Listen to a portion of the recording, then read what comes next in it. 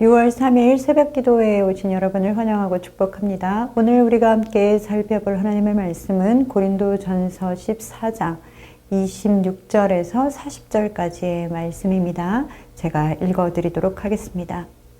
그런즉 형제들아 어찌할까 너희가 모일 때에 각각 찬송시도 있으며 가르치는 말씀도 있으며 계시도 있으며 방언도 있으며 통역함도 있나니 모든 것을 덕을 세우기 위하여 하라. 만일 누가 방언으로 말하거든 두 사람이나 많아야 세 사람이 차례를 따라하고 한 사람이 통역할 것이요. 만일 통역하는 자가 없으면 교회에서는 잠잠하고 자기와 하나님께 말할 것이요. 예언하는 자는 둘이나 셋이나 말하고 다른 이들은 분별할 것이요. 만일 곁에 앉아있는 다른 이에게 계시가 있으면 먼저 하던 자는 잠잠할지니라. 너희는 다 모든 사람으로 배우게 하고 모든 사람으로 권면을 받게 하기 위하여 하나씩 하나씩 예언할 수 있느니라. 예언하는 자들의 영은 예언하는 자들에게 제재를 받나니 하나님은 무질서의 하나님이 아니시오 오직 화평의 하나님이시니라. 모든 성도가 교회에서 함과 같이 여자는 교회에서 잠잠하라. 그들에게는 말하는 것을 허락함이 없나니 율법에 이른 것 같이 오직 복종할 것이요. 만일 무엇을 배우려거든 집에서 자기 남편에게 물을지니 여자가 교회에서 말하는 것은 부끄러운 것이라. 하나님의 말씀이 너희로부터 난 것이냐 또는 너희에게만 임한 것이냐. 만일 누구든지 자기를 선지자나 혹은 신령한 자로 생각하거든 내가 너희에게 편지하는 이 글이 주의 명령인 줄을 알라. 만일 누구든지 알지 못하면 그는 알지 못한 자니라. 그런즉 내 형제들아 예언하기를 사모하며 방언 말하기를 금하지 말라. 모든 것을 품위 있게 하고 질서 있게 하라. 아멘. 오늘은 고린도전서 14장의 마지막 부분 말씀을 함께 살펴보도록 하겠습니다. 사도 바울이 고린도 교회에 편지를 보내면서 하나님이 주시는 은사에 대해 많은 지면을 할애하고 이야기하고 있는 것을 보면 고린도 교회의 성도들이 은사에 관해서 사도 바울에게 묻기도 했지만 또한 그것은 그 은사의 문제로 인해서 고린도 교회가 적지 않게 문제가 일어나고 있다라는 것을 우리에게 말해주고 있습니다. 14장 앞부분에서 사도 바울은 특별히 방언과 그리고 또한 예언에 대해서 비교해 가면서 그 둘이 어떻게 상반적인 성격을 띠고 있는지, 그래서 사람들에게 이러이러한 사람들에게는 방언이 유익할지 모르나 또 이러이러한 사람에게는 방언이 유익하지 않고 또 예언은 이런 사람에게는 좋으나 저런 사람들에게는 좋지 않다라는 그런 이야기들을 해주고 있습니다. 그러면서 그렇게 상반된 이 두 은사들이 있는데 그것을 어떻게 사용해야 할지 혼란스러울 수 있는 고린도 교인들에게 그 기본 원리를 제시해주고 있습니다. 26절의 말씀입니다. 그런즉 형제들아 어찌할까? 너희가 모일 때에 각각 찬송시도 있으며 가르치는 말씀도 있으며 계시도 있으며 방언도 있으며 통역함도 있나니 모든 것을 덕을 세우기 위하여 하라. 아멘. 전에도 말씀드렸지만 하나님께서 우리에게 은사를 선물로 주신 것은 정말 감사해야 할 일이며 또한 그것은 하나님의 전적인 축복입니다. 그러나 하나님께서 우리에게 주신 선물이 어떤 것인가 그 선물에 대해서 아는 것만큼이나 그것을 어떻게 사용해야 하는가 그것을 아는 것은 아주 중요한 문제입니다. 왜냐하면 하나님이 주신 선물을 그 목적에 맞게 사용하지 못한다라면 그것은 오히려 사람들과 그리고 교회에 유익이 되는 것이 아니라 해가 되기 때문에 그렇습니다. 먼저 사도 바울은 특별히 공적 모임, 공예배 가운데 있을 때 이것을 어떻게 사용해야 하는지를 이야기해 주고 있습니다. 너희가 모일 때에 각각 찬송시도 있고 가르치는 말씀도 있고 계시도 방언도 그리고 통역함도 있다라고 말씀하고 있습니다. 우리에게는 하나님이 주시는 다양한 은사들이 있습니다. 더 두드러 보이는 그 방언과 예언만 있는 것이 아니라 다양한 은사들이 있고, 그것들은 어떤 것이 높고 낮음이 아니라 우월하고 덜 우월함의 문제가 아니라 하나님께서 하나님의 뜻에 맞게 각각 사람에게 주셨다라는 것입니다. 고린도전서 12장 31절의 말씀에도 사도 바울은 너희들은 더 큰 은사들을 이제까지 사모해 왔다. 그렇지 않느냐? 이제는 그러지 말고 가장 좋은 길, 사랑을 추구하라 라고 그들에게 권면하고 있습니다. 우리는 먼저 그것을 인정해야 합니다. 이 은사라는 것은 하나님의 뜻에 따라 각각 사람에게 다양한 은사를 주셨다라는 것을 인정해야 합니다. 사도 바울이 제시하는 첫 번째 원칙은 그 모든 은사를 덕을 세우기 위해 하라라는 것입니다. 이 모든 은사들을 사용함에 있어서 그것을 사용하여서 교회의 덕을 세워야 하는 것입니다.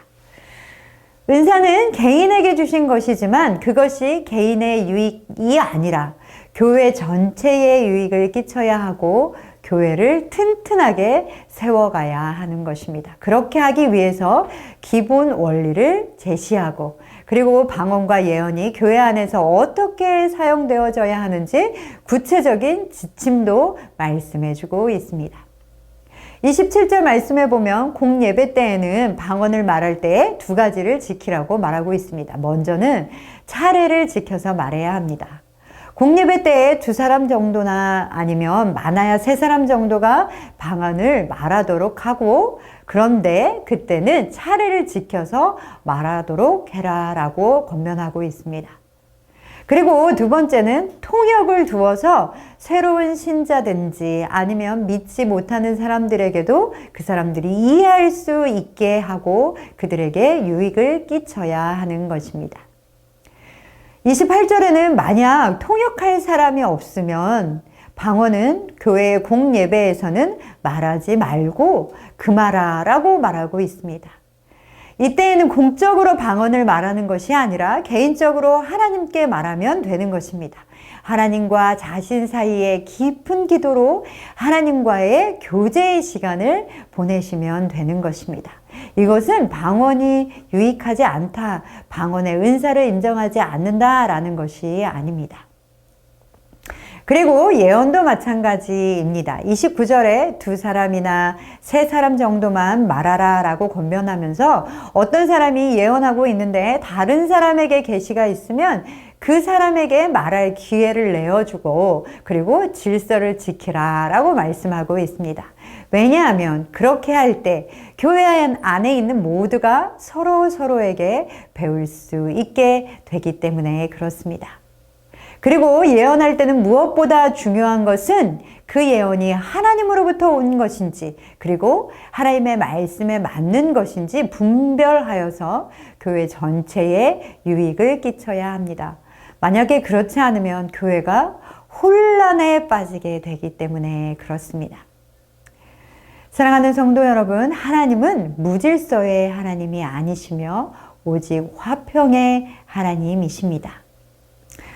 모든 은사들이 사용되어질 때에도 그 은사들은 하나님의 성품에 맞게 사용되어져야 하고, 그리고 그 하나님의 성품을 드러내야 합니다. 그것은 또한 하나님께서는 우리를 무질서와 혼돈에 빠뜨리시지 않으며 화평과 조화를 이루게 하신다라는 것을 말하는 것입니다.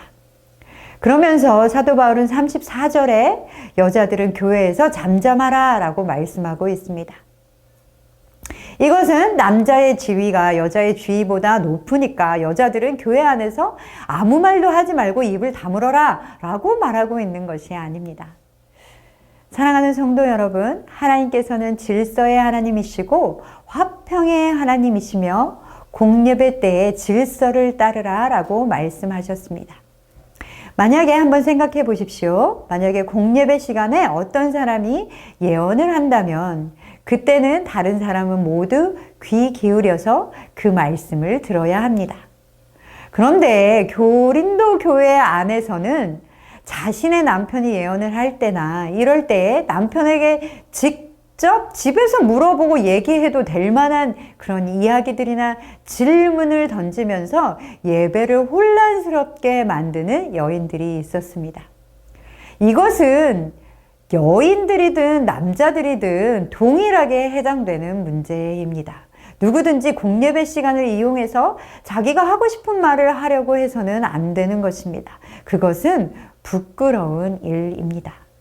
그래서 사도 바울은 여자가 교회에서 말하는 것은 부끄러운 것이며 그렇게 예배를 어지럽게 하는 여인들에게 다른 교회들에서 하는 것과 같이 다른 성도들과 같이 잠잠하라 라고 말하고 있는 것입니다. 그러면서 마지막으로 은사로 인해 영적인 교만에 빠진 고린도 교회 사람들에게 경고를 날리고 있습니다. 37절에 만일 누구든지 자기를 선지자나 혹은 신령한 자로 생각하거든 내가 너희에게 편지하는 이 글이 주의 명령인 줄 알라 라고 말씀하고 있습니다.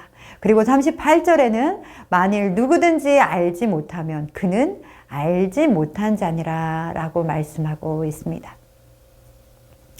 고린도 교회의 사람들 중에는 마치 자신들만이 하나님의 뜻을 알고 있는 듯 생각하고 행동한 사람들이 있었습니다. 그렇기에 자신은 선지자같이 그리고 신령한 자다라고까지 생각했습니다. 그러나 사도 바울은 하나님의 말씀이 어떤 사람에게만 주어지는 것이 아니고 어떤 사람만을 위한 것이 아니라고 책망하면서 내가 제시하는 이 원칙들을 내가 지금 너희에게 보내고 있는 편지를 잘 보고 따르라 라고 권면하고 있습니다. 그리고 만약 그것을 너희가 따르지 못하겠다라면 그것은 하나님께서도 너희를 사용하지 않으신다라는 것이다 라고까지 경고하고 있습니다.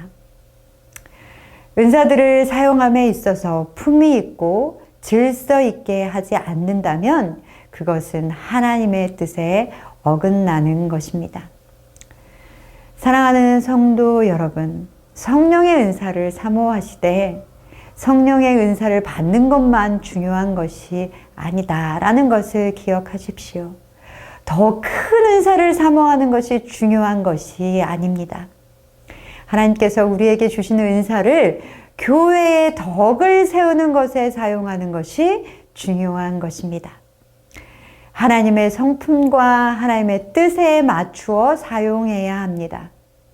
하나님의 뜻은 교회를 세우는 것이지 교회를 혼란스럽게 만드는 것이 아닙니다. 오늘 사도 바울도 우리에게 분명하게 이야기하고 있습니다. 은사의 목적은 교회의 덕을 세우는 것이며 그것을 위해 어떻게 사용해야 하는지 지침까지도 우리에게 말해주고 있습니다.